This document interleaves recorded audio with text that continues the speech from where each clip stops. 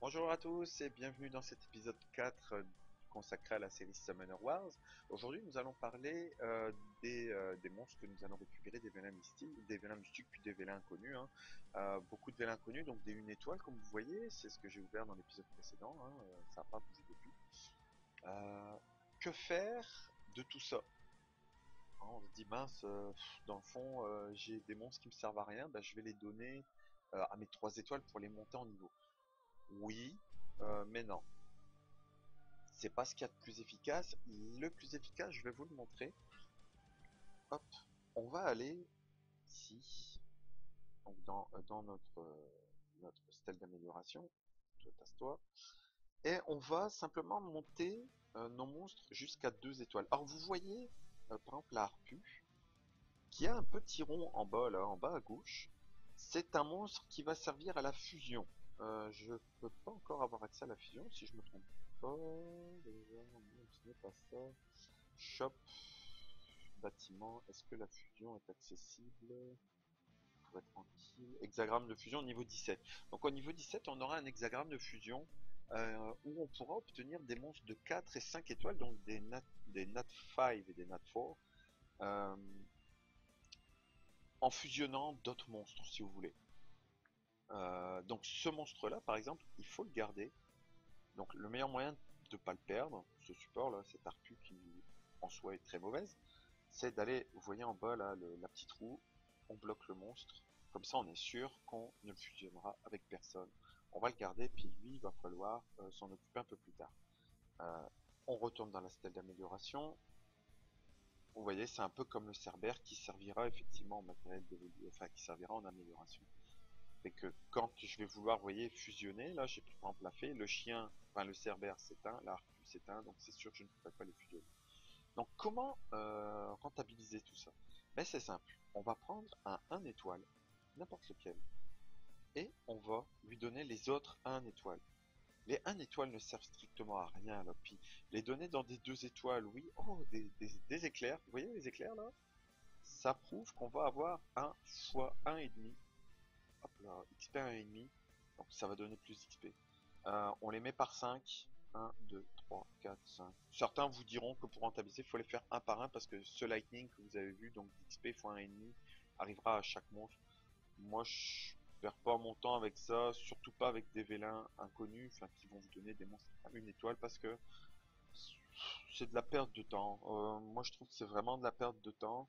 On fait ça avec, par exemple, les angemons qui donnent de l'XP fois 1,5 quand vous avez une quinzaine d'angemons. Oui, là, on va les faire un par un. On va continuer les invocations pour récupérer du food parce que je suis pas arrivé au niveau 15, donc là, ce que je voulais vous montrer.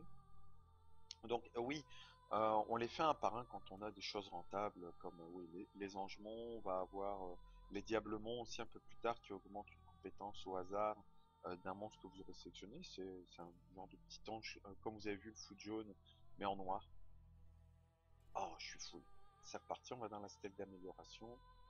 Vous voyez, j'ai mis deux améliorations donc de mon pool de monstres à 25. Puis là, on n'est pas malheureux quand on invoque de pouvoir hop, on va regarder 13, niveau 13, niveau 14. On n'est pas malheureux de pouvoir avoir 25 monstres. Ah, encore des lightning. Et est-ce que ça va arriver au niveau 15? Pas encore. Là, on peut être joueur. On va même pas. Niveau 15, voilà. Niveau 15. Et on va utiliser 2 monstres. Oh, pour cela, je pas envie. C'est 2 monstres. Non, ce monstre, c'est un étoile, je suis bête. Et on l'évolue. Évolue, paf. Et ça devient un monstre 2 étoiles. Donc ça, on va le faire dès qu'on aura des 1 étoile pour se faire de la place. Oh, loupé. Dès qu'on aura des monstres à fouler comme ça, on les rend. On fait des 2 étoiles comme ça. Une fois qu'on aura notre farmer, vous vous souvenez de la sorcière, du chevalier magique par exemple pour notre exemple, on va mettre les 2 étoiles avec elle quand elle sera farmée un stage tout seul et on les montera plus rapidement. Alors, il y en a un inconnu encore.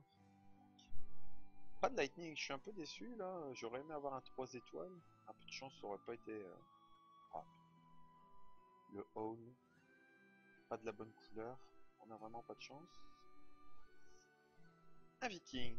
On pourrait regarder le viking qui pourrait être un tank.